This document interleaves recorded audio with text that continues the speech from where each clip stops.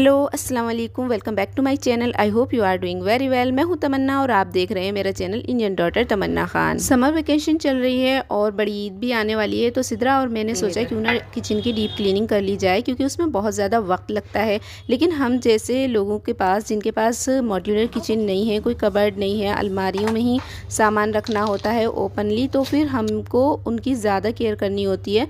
हमें time to time deep cleaning करनी होती है ताकि जो है ना हर चीज़ एकदम साफ़ और क्लियर लगे। वैसे तो मैंने बीच बीच में ईद के बाद भी एक दो बार क्लीनिंग की है, कभी कोई कॉर्नर में करती रहती हूँ क्लीनिंग। लेकिन उसके बाद भी अब एक डीप क्लीनिंग का नंबर था, और जब भी मैं डीप क्लीनिंग करती हूँ ना तो सारा सामान हम बाहर निकाल लेते हैं। लेकिन इस बार हमने एक साथ सारा सामान बाहर नहीं निकाला था। सबसे पहले ये वाली रैक ऊपर जो बनी हुई है ना अलमीरा, इस पर हमने सोचा कि इसे क्लीन करते हैं, तो इसी का सारा सामान हमने निकाल लिया है। और साइड में जो ये ग्लासेस लगे हुए हैं शेल्फ, इन पर हमने जो सामान रखा हुआ था उसे भी हटा लिया और इन्हें भी हमने क्लीन कर लिया था। तो हर हफ्ते हम अपने किचन की क्लीनिंग वैसे करते हैं ऊपर से, जैसे कि ग्लासेस वगैरह इनको हम बीच बीच में निकाल करके साफ़ करते रहते हैं, धोते रहते हैं। लेकिन उसके बावजूद भी इन पर इतनी डस्ट आती है।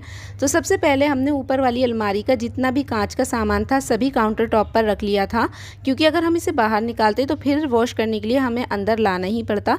तो इसलिए हमने उसे काउंटर टॉप पर ही रखा। और सबसे पहले मैंने डिसाइड किया कि ये जो कांच के बर्तन हैं इनको धोएंगे, क्योंकि कांच के बर्तनों के टूटने का डर रहता है। तो बस उनको वॉश किया था सबसे पहले। और जब भी आप कोई काम करें ना तो ऐसे मुसीबत समझ के ना करें कि हाय हमें इतने सारे बर्तन वॉश करने पड़ रहे हैं, बल्कि एक इंजॉयमेंट के साथ करें, ये सोचकर करें कि इसका रिजल्ट आगे बहुत अच्छा आने वाला है। कांच के बर्तनों को एक टिप के साथ धोएं। अगर कोई भी कांच की चीज़ है और वो थोड़ी धुंधली पड़ गई है तो आप उसे सिरके के पानी से धोइए, तो वो बहुत अच्छे से क्लीन हो जाएगी और एकदम चमकीली दिखने लगेगी, यानी कि ट्रांसपेरेंट बहुत अच्छी हो जाएगी वो। और जब भी डीप क्लीनिंग करें तो कांच के बर्तनों का ख़ास ख्याल रखें, क्योंकि हमने उन्हें तोड़ने के लिए नहीं उतारा है, वॉश करने के लिए उतारा है। तो धोने के बाद आप उन्हें एक बड़े से बर्तन में सिक्योर करके रख दें ताकि वो टूटे नहीं। जब तक हम उन्हें लगाएंगे नहीं तब तक वो सेफ़ रहेंगे।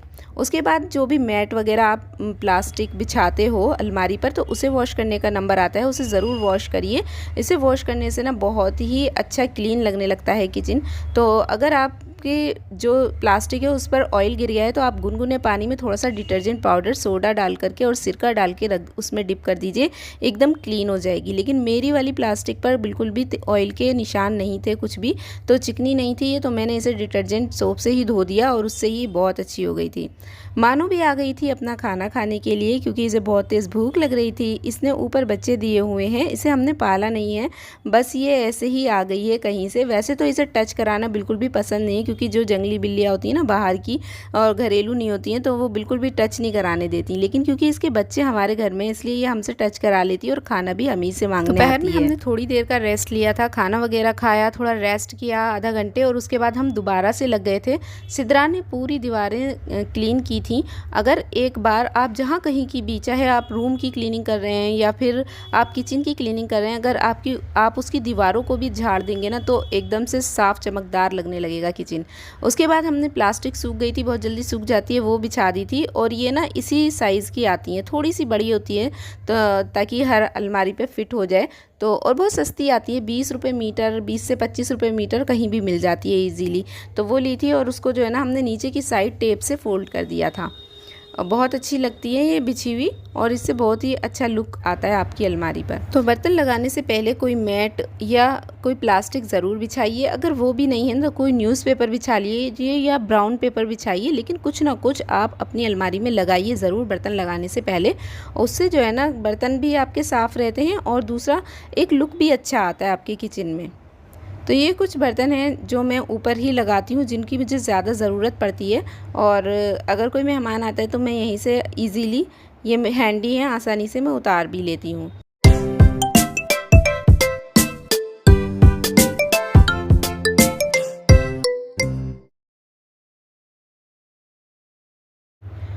ऊपर की अलमारी को सेट करने के बाद नंबर आया था नीचे की काउंटर टॉप के नीचे के एरिया का।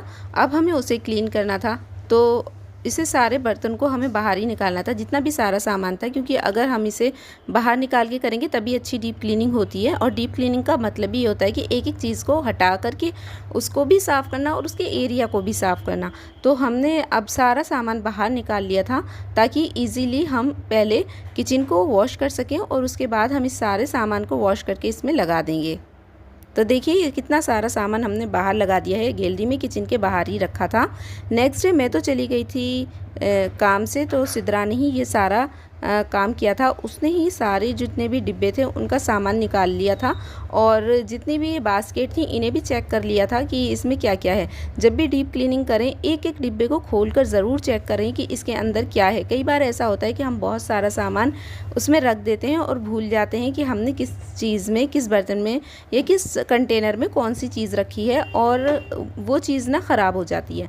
तो डीप क्लीनिंग करने का सबसे अच्छा फ़ायदा मेन मुझे यही लगता है कि एक एक चीज़ आपको मिल जाती है और आप चेकआउट कर सकते हैं कि इसके अंदर क्या है, और जो यूज़ की है उसे रख लीजिए और जो यूज़लेस है उसे डिस्कार्ड कर दीजिए। तो देखिए हमने सारा किचन का सामान भी निकाल लिया, वॉश भी कर लिया और उसके बाद लास्ट हमने किचन भी वॉश कर लिया एक बार, ताकि ज़्यादा गंदगी सी ना हो। अगर मतलब क्योंकि किचन में अभी इतने बर्तन धुले थे, थोड़ा बहुत पानी इधर उधर गिर जाता है तो उसे भी वॉश कर लिया।